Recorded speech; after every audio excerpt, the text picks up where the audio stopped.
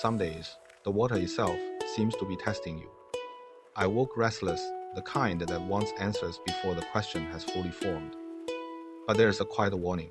The more you reach for signs, the more tangled your mind becomes. I've learned slowly that not every unsettled feeling needs solving. Sometimes it just needs holding. There's a tailwind moving through small things, planting, gathering, tending what's already growing. But louder decisions, contracts, promises, grand openings, they feel like pushing a door not ready to swing. I've been there. You shove harder, and the hinges just groan. I made lotus leaf porridge this morning. Silky, pale, green, grounding in a way that surprised me. It's not a solution, just a texture. Something smooth when the day feels full of edges. I've been sipping water slowly too. There's a difference between quenching thirst and overwhelming the body. The body knows.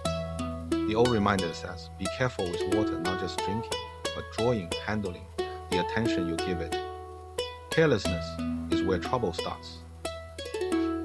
And I wonder if that's true for more than water. How many small ruptures began not with crisis, but with a moment I wasn't really present. Tonight I'll soak my feet in warm water before bed. Not luxury, a return. An earlier night, a slower morning. These aren't punishments.